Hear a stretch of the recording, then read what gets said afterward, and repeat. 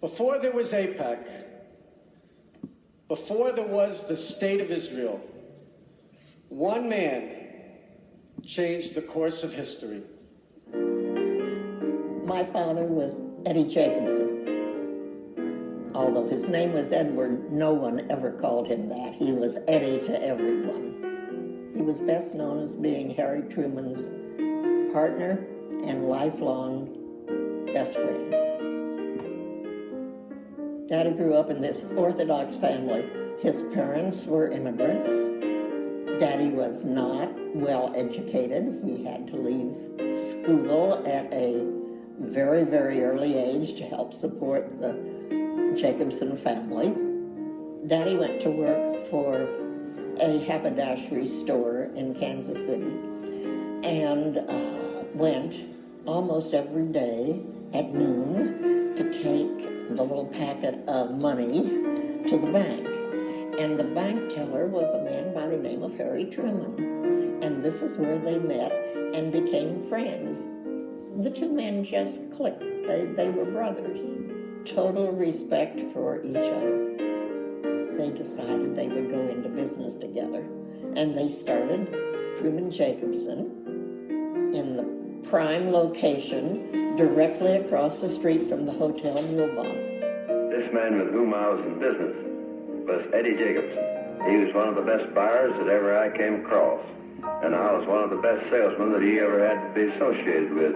One of the finest men I ever had anything to do with. And all of a sudden, the bottom fell out. They had to declare bankruptcy. They remained very, very, very close friends always. Truman went into politics, as you know. Daddy traveled all of Kansas and western Missouri selling shirts and pajamas. When he was in town, they always had lunch together. They always enjoyed each other. I always called him Uncle Harry. Members of the organized Jewish community used to go to Truman. They knew what was going on. They wanted help. You have to see Dr. Chaim Weizmann when he comes to the States. And Truman said, I don't have to do anything. I'm President of the United States. I gave orders that nobody was to come to see me and talk about the Palestine affair. Frank Goldman, who was international president of B'nai B'rith, called one night, middle of the night, and said to Daddy, you've just got to go and talk to Truman. The situation is dire. So in the middle of the night, Daddy went down, got on an airplane, went to Washington, walked in to the office of Matt Conley. Matt was Truman's appointment secretary, and said, does the boss have any time to talk to me for a little while? And Matt said, yes, but Eddie, don't talk to him about Palestine. Dr. Weitzman had been trying to get in all along, and I wouldn't let him in. But someone did come to see me, and he got in. His name was Eddie Jacobson. He came in, he stood around, didn't say very much, was as quiet as he could be. And I finally said, Eddie, what in the world's the matter with you?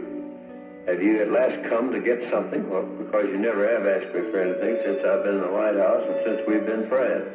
And then he told me that he thought that I ought not to keep Dr. Weitzman out of the White House. And then Daddy said, Dr. Chaim Weizmann has come to the United States to tell you about the situation in Palestine, and you won't see him. Harry, that's not like you. All he wants to do is talk to you.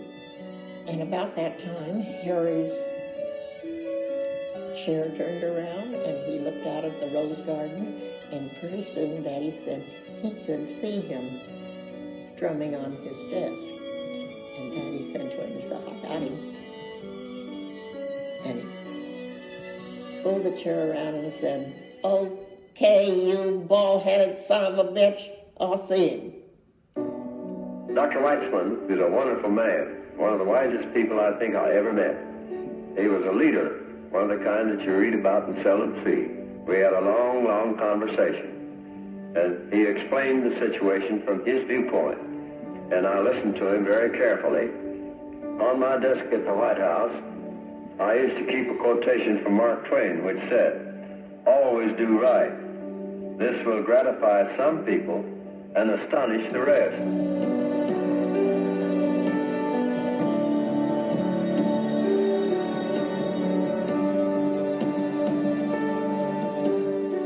As was his habit, the president's final decision gratified a nation and astonished the world.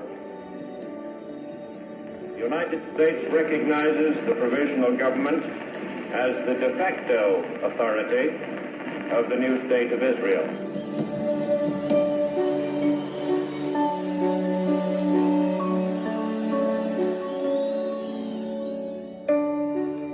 After the recognition and the state of Israel came into being, Daddy's role became even more important because there was no ambassador yet.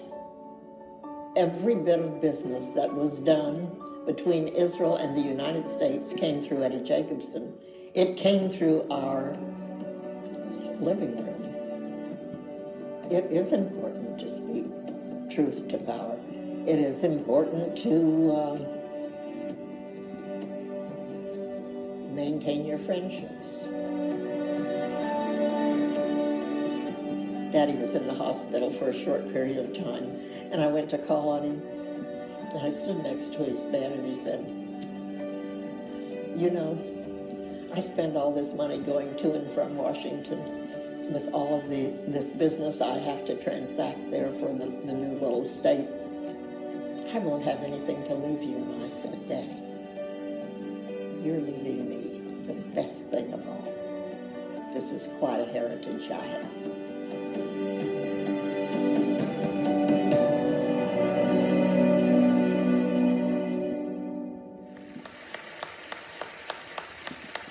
Ladies and gentlemen, Eddie Jacobson's daughter, ELINOR Jacobson Borenstein, and Eddie Jacobson's granddaughter, Hazel Becker, and the grandson of President Harry S. Truman, Clifton Truman Daniel,